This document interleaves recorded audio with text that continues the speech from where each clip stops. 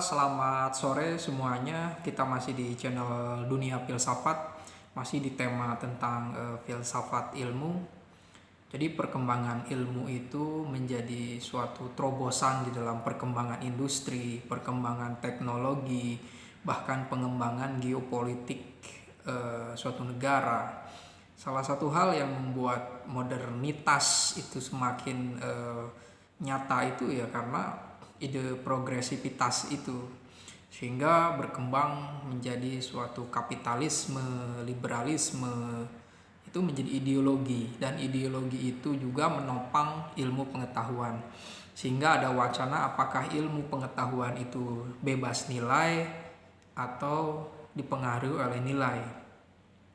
Nah, dengan berkembangnya teknologi, pengembangan geopolitik, terjadi suatu tragedi di dalam kisah perjalanan peradaban manusia, yaitu Perang Dunia. Perang Dunia ke-1, Perang Dunia kedua, ini tentu saja bersifat konflik. Tentu saja ini konflik kemanusiaan yang bersifat humaniora, tapi tentu saja negara yang bisa memiliki senjata, memiliki negosiasi ekonomi yang kuat, bisa mengatur peperangan. Ditambah dengan hubungan kerjasama, dan perang dunia terjadi, dan itu sangat merugikan kemanusiaan, dan itu suatu yang dianggap kemunduran menurut Hannah Arendt, seorang filsuf dari Jerman. Dia seorang murid Heidegger juga. Dia juga seorang korban Yahudi. Dia juga seorang Yahudi yang menjadi korban dari kekerasan Nazi. Jadi modernitas dengan progresivitasnya itu bukan hanya melahirkan semangat rasionalitas, progresif, tapi juga menjadi ada di dalam politik ada Nazisme, fasisme. Dan menurut mazhab Frankfurt, pengembangan ilmu itu memang harus selalu dikritisi. Yang harus dikritisi di sini tentu saja selain penemuan-penemuan baru, tolak menolak atau penemuan teori baru atau penyangkalan terhadap teori baru, tetapi juga mengenai nilai. Sehingga mazhab Frankfurt yang dikenal dengan kritis, di sana ada Theodor Adorno, ada Mark Horkheimer, ada Erich Fromm, ada Walter Benjamin, ada Herbert Marcuse. Mereka merumuskan mengenai kritik ideologi. Kenapa harus mengkritik ideologi? Karena pengetahuan itu juga ketika dimanfaatkan oleh militer menjadi perang, itu digunakan untuk peperangan, itu sebenarnya menjadi ideologi juga. Dan kata kuncinya juga adalah ideologi. Ideologi itu tentu saja adalah seperangkat pengetahuan, ide, nilai yang tertutup yang menyebabkan terjadinya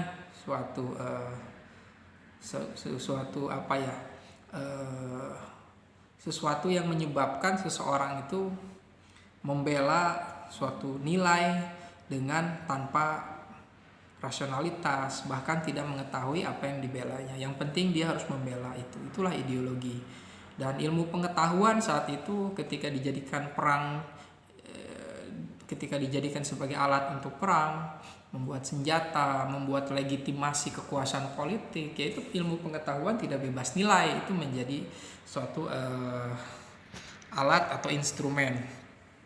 Sehingga memang paradigma di sini ada paradigma gitu menurut Herbert Marcuse itu, bahwa ketika manusia memperlakukan manusia yang lainnya itu dengan menganggap satu dimensi, dia hanya, apalagi negara-negara berkembang, negara yang lemah itu ya sebagai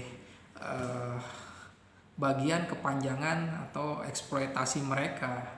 Kemudian negara-negara besar itu saling berkongsi, berkompetisi untuk menjadi yang terkuat. Ini kan sesuatu yang sangat eksploitatif, kompetisi, dan korbannya adalah mereka-mereka yang lemah. Dan ini paradigma rasionalitas instrumental ini menjadi suatu paradigma yang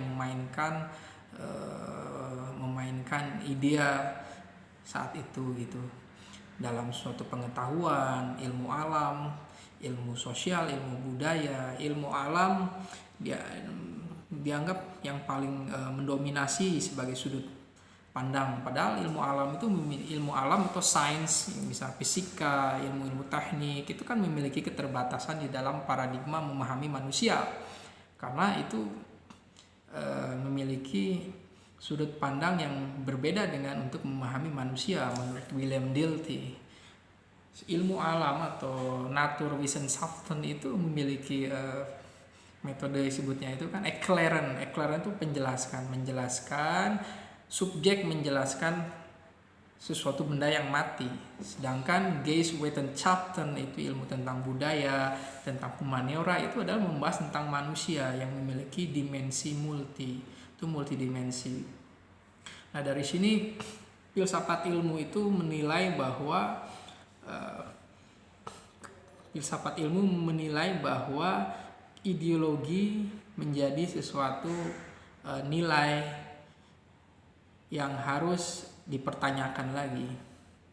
Jadi karena ideologi itu adalah suatu produk dari kemanusiaan kita, dan itu menemani perkembangan sains, perkembangan perumusan klaim tentang sosial budaya, maka ini sangat penting sekali ideologi ini. Dan tentu saja saat itu dikatakan bahwa ilmu itu harus bebas nilai. Jadi ketika membahas tentang ilmu sains itu harus bebas nilai, tidak ada interpretasi subjek manusia, semuanya harus sesuai dengan apa adanya pada benda itu. Tapi bagaimana dengan memahami manusia? Manusia itu adalah manusia itu aja adalah dia menginterpretasi alam, menginterpretasi kehidupan manusia, Lebenswelt, dan dia menginterpretasi dirinya sendiri. Dia menafsirkan dirinya sendiri. Ini kan berbeda dengan ilmu alam yang membahas tentang batu. Kita membahas tentang batu dari dulu sampai sekarang, batu seperti itu.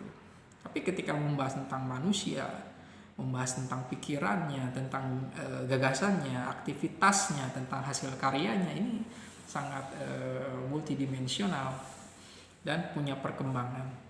Dan tentu saja mazhab Frankfurt ini menjadi sesuatu yang sangat tepat hadir ketika kepercayaan terhadap modernitas, progresivitas ini menjadi memakan dirinya sendiri, menjadi menciptakan peperangan, menciptakan eurocentrisme dalam pemahaman budaya, menciptakan kolonialisme.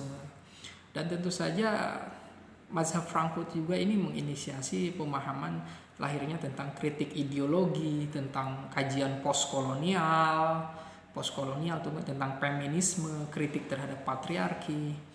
Dan ini sangat penting sekali. Dan ternyata di dalam suatu perkembangan ilmu pengetahuan itu ada nilai di sana, ada suatu keberpihakan, suatu ideologi digunakan untuk apa suatu ilmu tersebut. Tentu saja ini sesuatu yang di luar dari pengembangan ilmu sains misalnya, tapi kita ingin menilai sesuatu unsur lain yang membentuk suatu pengetahuan itu menjadi eksis. Mengapa ilmu fisika lebih dikedepankan ternyata untuk pembuatan bom nuklir misal saat itu. Lalu kenapa ilmu humaniora itu ditekankan saat itu, yang mungkin untuk mengontrol masyarakat. Lalu bagaimana tentang ilmu seni di saat itu? Seni saat itu menjadi suatu penyembuh terhadap keadaan masyarakat yang mengalami tragedi atau terjadinya peperangan, satu ratapan seperti itu. Jadi sangat penting sekali. Berdimensinya kehidupan manusia ini membuat kita itu selalu melihat bahwa kehidupan ini begitu luas.